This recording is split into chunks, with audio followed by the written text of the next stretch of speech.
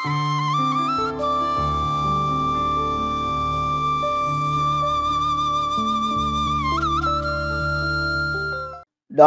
தொலைக்காட்சி பார்வையாளர்கள் எல்லோருக்கும் இனிய காலை வணக்கம். இன்றைய பகலவன் தன் ஒளியை பரப்பி காலையை விடிய வைத்திருக்கின்றான். இந்த காலையிலே நாம் ஒளி வீச வேண்டும். எங்களோட திறமைகளை எல்லோருக்கும் பகிர்ந்து நாங்களும் நல்ல போல் ஈட்ட வேண்டும். அந்த வகையில் எங்களை நாங்கள் உயர்த்தி கொள்ள ஒரு நல்ல சிந்தனையாக நாளைய பொழுது நல்ல பொழுதாய் அமைய வேண்டும் என்று நினைக்கிறவர்களே இலக்கு குறித்து உழைக்கின்றனர். என்னது?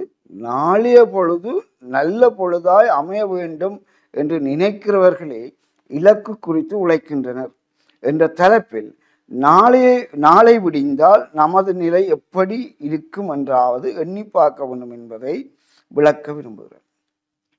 இன்று உழைக்கிறோம், இன்று சாப்பிடுகிறோம், இன்று வாழ்கிறோம்.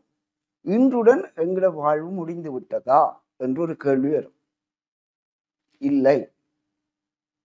அப்ப நாளைக்கும் வாழ்க்கை இருக்கு, நாளைக்கும் சாப்பிட வேண்டி இருக்கு, நாளைக்கும் மகிழ்ச்சி அடைய வேண்டி இருக்கு, நாளைக்கும் உழைக்க வேண்டி இருக்கு, நாளைக்கும் உறவுகளை பேண வேண்டி இருக்கின்ற நாளையை பற்றி சிந்திக்க வேண்டும்.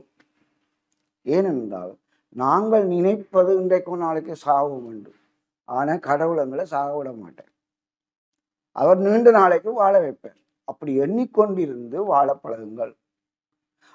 அப்படி என்றால் நாளைக்கு விடிஞ்சா என்ன செய்வோம்? காலையில புட்டு வைக்கிற அப்பஞ்சுறான்னு நீங்க காய்ச்சி கொள்றீங்க. அதுக்கு தேவையான உற்பத்தி பொருள் அல்லது பயன்பாடு பொருள் அல்லது நாளை செலவுக்கான வருவாய், நாளைக்கு எங்கெங்க போய் எந்தெந்த கோயிலை சுற்றி வர்றது, எந்தெந்த சுற்றுலா இடங்களை போய் வர்றது, என்னென்று மகிழ்ச்சியா இருக்கிற திட்டங்கள், நாளைய பற்றி இன்றைய பொழுதே சிந்தித்து திட்டமிட்டால், அப்படி திட்டமிடுற ஆக்கள் ஒரு இலக்கை குறித்து வச்சிருக்கணும் என்றால் அதை அடைகின்றனர். அதுக்காக கடினமாக உழைக்கின்றனர் என்ற தலைப்பில் தான் நாங்கள் இன்றைக்கு பார்க்க இருக்கோம். அவை நேற்றைய பொழுதை கொஞ்சம் மன்னிப்பாருங்கள். முந்தைய நாள் நாம் விட்ட தவறையும் இன்று நாம் செல்ல வேண்டிய சரியான வழியையும் சொல்லித்தரும். இது நேற்று நாங்கள் படிப்போம். முந்தின நாள் கொஞ்சம் காசு கூட வச்சிருந்தோம்னா நேற்று ஆடு வேண்டி ஆட்டுக்கறி வேண்டி சமைச்சிருப்போம். அவன் முந்தின நாள் சேமிக்காம விட்ட தவறு. அப்போ நேற்றே நடந்திருக்கும், சாப்பிட வழி இல்லாமங்க முந்தின நாள் காசு உழைக்கையில் காசு இருக்கு.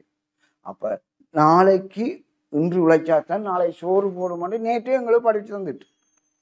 அடுத்து எடுத்துக்காட்டு, ஒரு நேர சாப்பாட்டுக்கு வழி இல்லாமல் கிடந்தோம். முந்தைய நாள் தவறு. நாளைக்கு வேண்டுமென்று சேமிப்பை பேணாது விட்டால் நமக்கு நிலை என்னவாகும்? இது இன்றைய நாள் எங்களுக்கு நாளைக்கு என்ன செய்ய வேண்டும் என்ற வழியை காட்டும். இன்று நாளை ஆகவே நேற்று இன்று நாளை என்று நீங்க சிந்திச்சு போகும் போது ஒவ்வொரு நாளும் ஒவ்வொரு பாடத்தை கற்பிக்கிறது.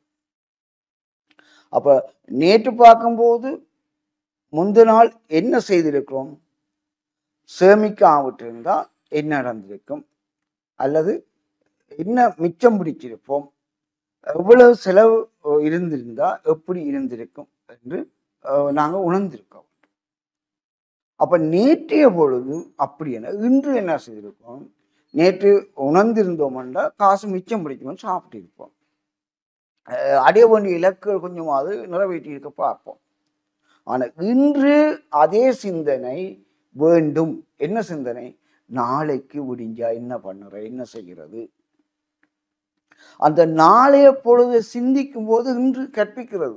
நாளைக்கும் வேணும் கொஞ்சம் மிச்சம் வையலாண்டு அடிப்பான சோத்தை கூட நாங்கள் மிச்சம் பிடிக்க சிந்திக்கிறோம். அதில் நல்ல பிரட்டல் கறி என்ற பிரிச்சில் கொண்டு வைக்கிறோம், நாளைக்கும் வேணுமென்று. அதே போல வாழ்க்கையில் அனுபவிக்க வேண்டிய எத்தனையோ இருக்கு, அது இன்றுடன் முடியாது, நாளைக்கும் தேவை. அப்ப நாளைக்கும் நாங்கள் வாழ ஒன்று சிந்திக்கிறோமா? நாளைக்கும் நாங்கள் வாழ வேணும் என்று சிந்திக்கிறோமா?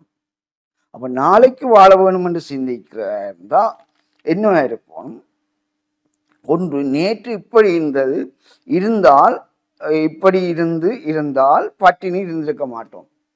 அவை நாளைக்கும் வேணும், இல்லை என்றால் பட்டினி என்று நாளைக்கு வேண்டியதை சேமித்து வைத்திருக்க வேண்டும். இது சாப்பாட்டு விஷயத்துல நாங்கள் சிந்திக்கிறோம்.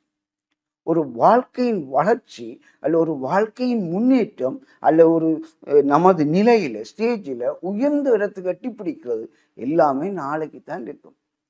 இன்றைய நிலையில இருந்து அப்டேட் ஆகும்.